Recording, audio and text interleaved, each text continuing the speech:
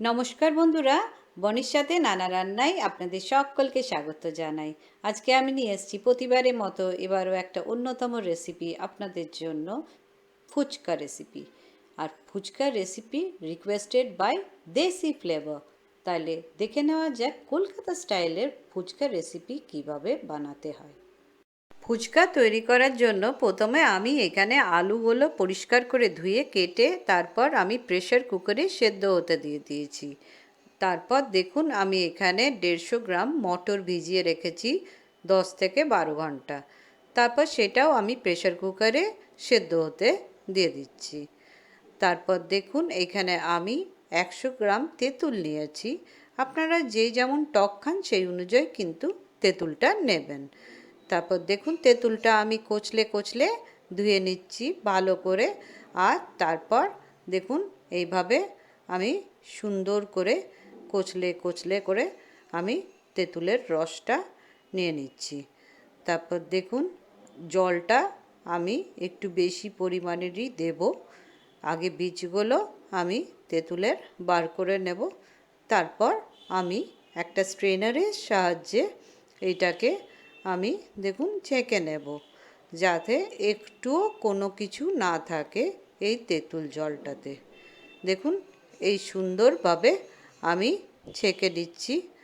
তারপর এইভাবে সমস্ত আমি তেঁতুলের জলটা নিয়ে নিলাম। তারপর এখানে একটা প্লেটে রেখেছি।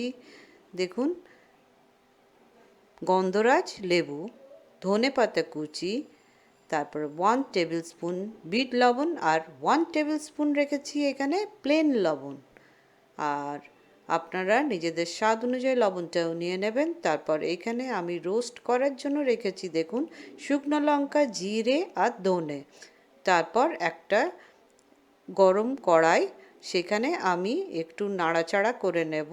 দেখুন এখানে জাস্ট একটু হালকা করে আমি নাড়াচাড়া করে নিচ্ছি, রোস্ট করে নেব একটু। দেখুন এইভাবে। তারপর এটা যেই ঠান্ডা হয়ে যাবে তখন আমি একটা মিক্সচার গ্রাইন্ডারে এটা আমি গ্রাইন্ড করে নেব।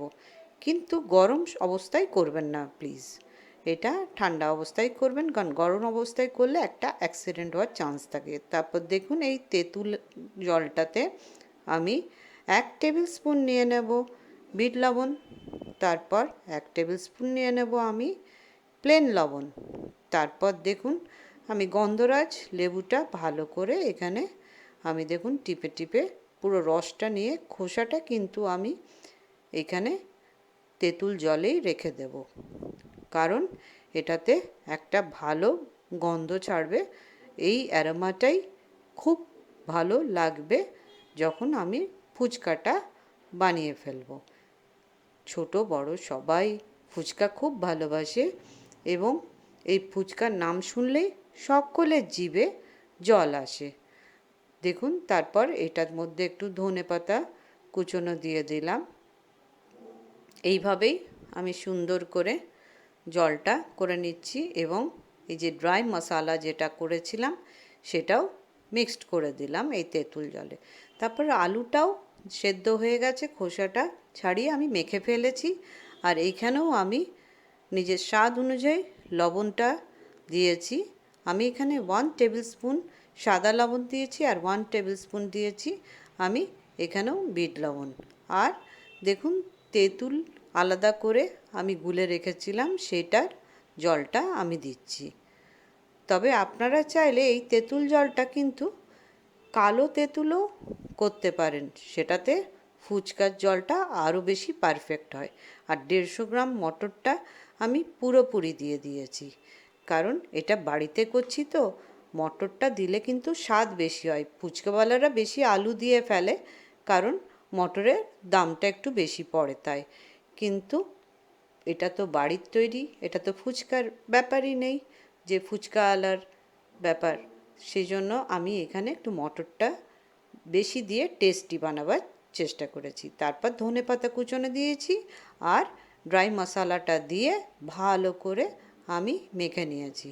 তারপর দেখুন এখানে একটা মেজারিং সিলিন্ডার বলতে পারেন বা দেখুন মেজারিং গ্লাস বলতে পারেন বা মেজারিং কাপ বলতে পারেন। তো এখানে আমি রেখেছি এবং সেই অনুযায়ী আমি ঠিক রাবা যেটা মানে সুজি সেটা নেব। দেখুন এখানে 90 গ্রাম, তার মানে 90 গ্রাম আমাকে সুজি নিতে হবে। কিন্তু এইটা মনে রাখতে হবে যে এখানে মেজারিংটা মাস্ট, নাহলে ফুচকা একেবারেই হবে না। আর বড় দানার সুজি নেবেন, ছোট দানার নয়। আর এই টিস্পুন আপনাদের বাড়িতে যদি না থাকে তাহলে বাড়ির টিস্পুন নিলেও হবে, আর নাইলে আপনি 17 গ্রাম, দেখুন 17 গ্রাম ময়দা নেবেন। আর এখানে জল ফুটতে দিয়েছি, সেইটা দেবেন 60 ml। এই মেজারমেন্টগুলো প্লিজ আপনারা মনে রাখবেন, আমার ডেসক্রিপশন বক্সেও থাকবে, নাহলে কিন্তু ফুচকা একেবারেই ভালো হবে না। যদি পারফেক্ট কলকাতা স্টাইলের ফুচকা খেতে চান তাহলে এইভাবেই মেজারমেন্টটা মাস্ট। তারপর দেখুন একটা স্পুনের সাহায্যে এমনি করে নাড়বো, কারণ খুবই গরম।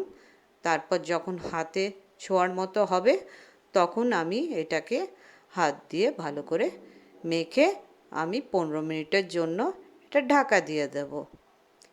তারপর দেখুন এখানে আমি কড়াইয়ে তেল দিয়ে দেব, একটু বেশি পরিমাণে তেল দিলে আরও ভালো। দেখুন এইভাবে তেল দিয়ে আমি রেখে দিলাম গরম হওয়ার জন্য। আর তা করতেই আমি এইটা ভালো করে মেখে নিলাম। তারপর দেখুন এটা আপনারা চাইলে একসাথে দেখুন 3টে লেচি করে তারপরে একসাথেও আপনারা বেলতে পারেন, কিন্তু আমি এখানে একসাথে বেলবো না, আমি এটা হাতে করে রোল করে নেব। লাস্টে আপনাদের দেখাবো একসাথে বেলে কিভাবে আমি করেছি। এইটা দেখুন এইখানে আমি একটু ছোট ছোট করে লেচিগুলো কেটে নেব। তখন ছোট ছোট করে এক একটা করে আগে আমি দেখাচ্ছি আপনাদেরকে, আর বড় আকারের যেটা সেটাও কিভাবে করতে হবে সেটাও আপনাদেরকে আলাদা করে দেখাচ্ছি। তারপর দেখুন এইভাবে সব লেচিগুলো আমি করে ফেললাম। এমনিতেই তো জলটা যেহেতু কম লাগবার চান্স থাকে না গামলাতে, কিন্তু আমি একসাথে রেখেছি, বাই চান্স যদি লেগে যায় আপনারা মনে করতে পারেন, সেই জন্য একটু ময়দা দিয়ে ওইটাকে নাড়িয়ে দিলাম সমস্ত লেচিগুলো একসাথে। তারপর দেখুন এমনি করে এক একটা করে আমি ফার্স্টে আপনাদেরকে ফুচকাগুলো বেলে দেখাচ্ছি। আপনারা নিজেদের সাইজ অনুযায়ী বেলবেন। আমি একটু সামান্য কিছুটা বড় করেছি, আবার কিছুটা ছোটও করেছি, যে যেমন ভালোবাসে খেতে। দেখুন এইভাবে। তারপর আমি একটা প্যাকেটের মধ্যে রেখেছি। এই দেখুন বড় লেচিটা আমি এইভাবে বেললাম, তারপর একটা রুটির মতো আকার করে তারপরে সেখানে ঢাকনা দিয়ে ছোট ছোট করে কেটে নিলাম। এইভাবেও করতে পারেন। আর তেলটা যখন হালকা গরম হয়ে গেল তখন আমি এই তেলটার মধ্যে ফুচকা দিয়ে দিলাম। তারপর দেখুন বেলে এর উপরে আমি বড় চামচ দিয়ে গরম তেলটা আস্তে আস্তে করে ওর মধ্যে দিয়ে দিচ্ছি। দেখুন এইভাবেই দিয়ে দেবেন। তারপর এই গরম তেলটা আবার এমনি এমনি করে ওর ওপরে দেবেন, যাতে দুদিকটা সমানভাবে ভাজাটা হয় এবং ফুচকাটার ক্রিস্পি ভাবটা যেন খুব ভালো করে আসে। এইভাবে যদি করেন তাহলে কিন্তু 100% একেবারেই পারফেক্ট ফুচকা হবে। কিন্তু মেজারিংটা ভেরি ইম্পর্ট্যান্ট, আপনাদেরকে কিন্তু বারবার করে আমি বলে দিলাম। মেজারিং যদি ফুচকার একটু ভুল হয়ে যায় তাহলে কিন্তু ওখানেই আপনি স্টপ করে দেবেন, এরপর এগোনোটা কিন্তু ভালো হবে না। কারণ অনেক সময় লুচির মতো ফুলে ওইটা লুচির মতনই হয়ে যায়, কিন্তু আমি যেভাবে শিখিয়েছি আপনাদেরকে সেটা 100% পারফেক্ট ফুচকা হবে, ক্রাঞ্চি ভাব থাকবে। সেটা আমি আপনাদেরকে দেখুন লাস্টে দেখিয়ে দিচ্ছি।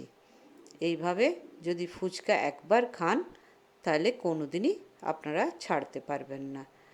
দেখুন এইভাবে গরম তেল এক এক করে আমি এমনি করে দিয়ে দেবো, আর তার উপরেও স্পুন দিয়ে আমি গরম তেলটা ওর ওপরে দিতে থাকবো। ফুচকা ভাজা কিন্তু খুব ধৈর্যের ব্যাপার।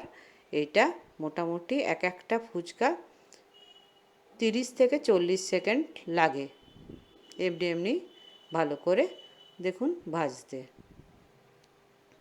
তারপর সব ফুচকাগুলো এক এক করে তুলে আমি দেখুন এখানে এমনি করে একটা পেপারের মধ্যে রেখেছি, যাতে কি না তেলটা টেনে নেয়। আপনারা চাইলে এটা এইভাবে রাখবেন, তারপর আস্তে আস্তে করে সমস্ত এইভাবেই ভেজে নেবেন।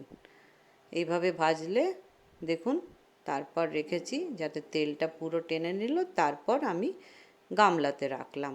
তারপর এইভাবে আওয়াজটা হবে, যেটা আপনাদেরকে আমি একটু পরে শোনাচ্ছি। দেখুন এইভাবে আমি ফাটাচ্ছি, আর এইভাবে তেঁতুল জলটাও করে রেখেছি এবং আলুটা করে রেখেছি। তাহলে এবারে আওয়াজটা আপনাদেরকে আমি দেখিয়ে দিই কেমন করে এই ক্রাঞ্চি আওয়াজটা আপনারা পাবেন।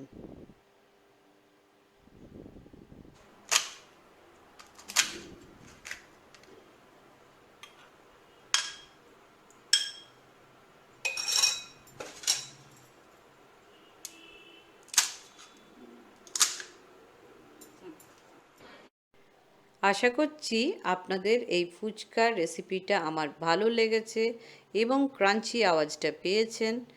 এবং এইভাবে যদি আপনারা ফুচকা বানান তো একবার বানালে আর ছাড়তে পারবেন না, দারুণ লাগবে খেতে। তো এই ফুচকার রেসিপিটা যদি আপনাদের ভালো লাগে তো কাইন্ডলি লাইক, শেয়ার আর কমেন্ট করবেন, আর অতি অবশ্যই সাবস্ক্রাইব করবেন। আর যারা সাবস্ক্রাইব করেছেন তাদের অসংখ্য ধন্যবাদ। বেল আইকনটা প্রেস করতে ভুলবেন না কিন্তু আমার নিত্য নতুন রান্না পাওয়ার জন্য। সুস্থ থাকুন, ভালো থাকুন। Thank you.